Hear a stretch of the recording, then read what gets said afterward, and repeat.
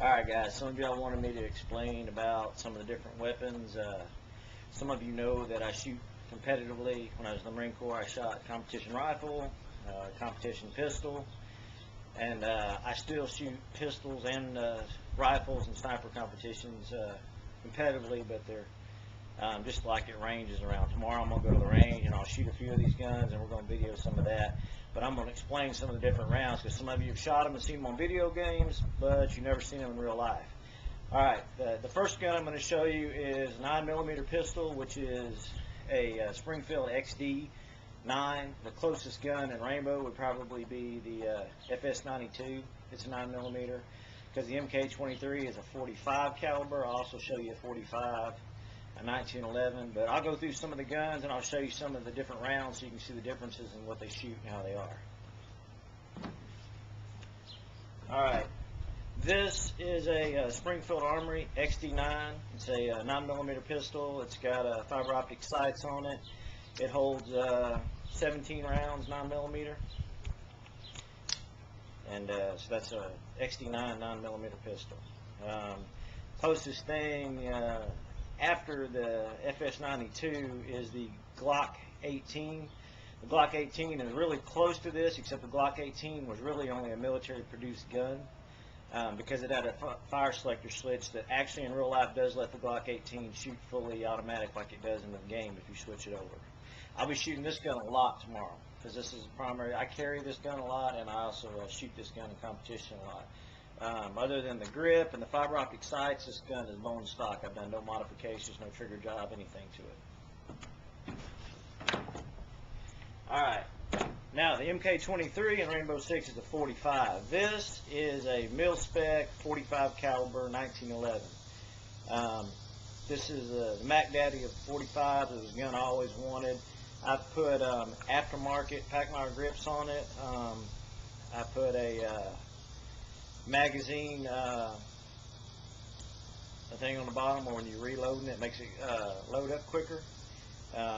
This gun shoots 45 caliber bullet, and I'll show you the bullets in a minute and the difference in the sizes of them. But I probably won't shoot this one tomorrow, just because I don't have a bunch of ammo for it right now. It's been hard to find, and 9mm is a hell of a lot cheaper, so I won't shoot this one tomorrow. But that's a 1911 45. Alright, this one right here, this one's a Mac Daddy. This is a Colt King Cobra 357 Magnum. It's kind of like the Raging Bull in Rainbow Six. In Rainbow Six, the Raging Bull is a Taurus, and that gun is chambered in 454 Sol, 41 Magnum, and 44 Magnum, which was the Dirty Harry gun. I'll show you. Those are all larger calibers from a diameter standpoint. Heavier bullets than this one, but this gun you damn sure don't want to get hit with it. This one's pretty much a target pistol. It's got a 6-inch barrel on it.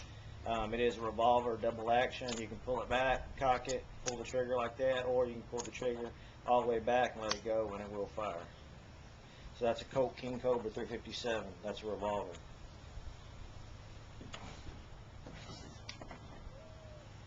For those of y'all that have been playing Call of Juarez, the ladies' gun, there you go. There's your Derringer. There's a ladies' gun right there. That's a 32 Derringer. I'll go ahead and this one's loaded. They break open like that. You can see they shoot a little bitty bullet. That's a 32 caliber bullet right there.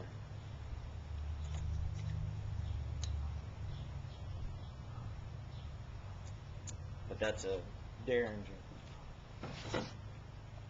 Alright, now I'm going to move into the rifles, and then I'll show before I move into the rifles, I'll show you the differences in the handgun ammunition altogether, so you can see the differences in those.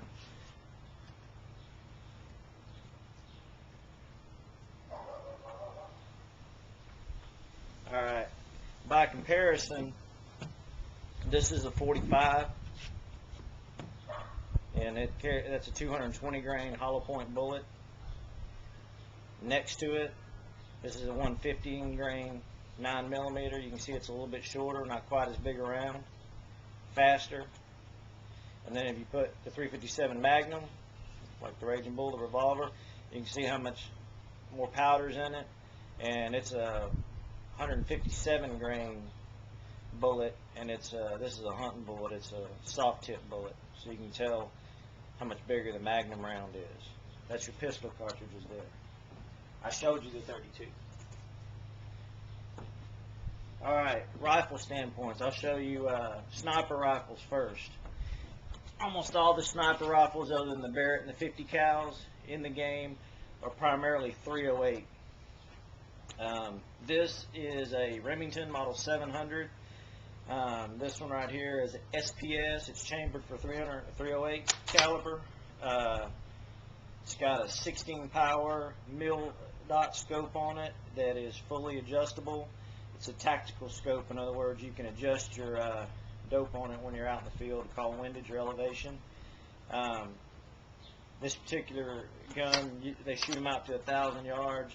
The longest range we got around here is 600 yards. And some of the videos I'm going to do for your guys, we're going to go to a range, not tomorrow, but within the next few weeks, and we'll shoot them out to 600 yards. And then we'll go check out the targets. You're going to see that. But that's 308 right there. I'll show you the rounds for it in a minute. The other one, this is the 17 HMR. This one's used a lot for shooting varmints and stuff. It's still effective, very effective out to like 200 yards. It's got the exact same 16 power scope on it. It's also a bolt action. Bolt action rifles tend to be inherently more accurate than a semi-automatic just because of the action on them. This one's got a thumb hole stock or different grip on it. And this one's chambered in 17 HMR.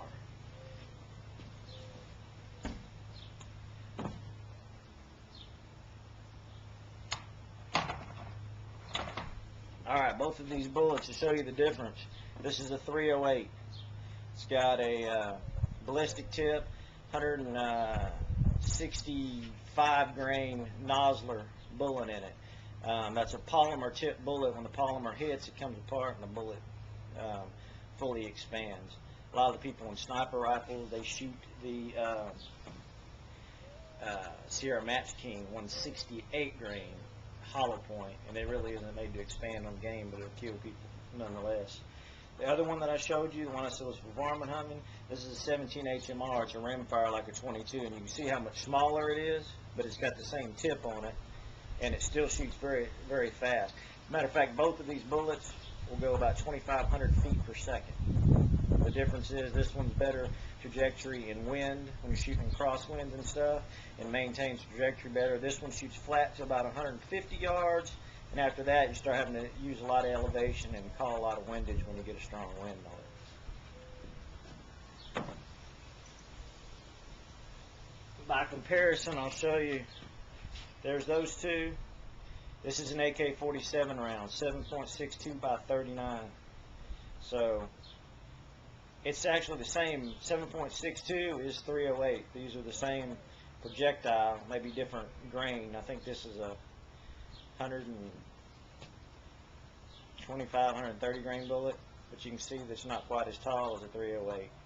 And then I'll show you the AK-47. The AK-47 is an excellent gun from about 150 yards in. After that, it starts struggling. It's an assault rifle, so it's made to take people out in more situations that are like a football field or shorter.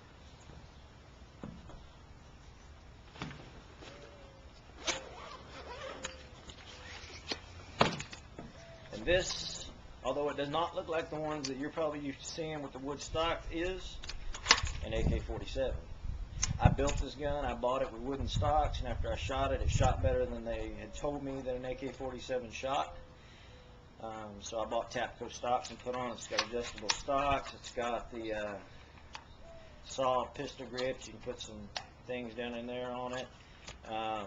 So they're all polymer grips on it.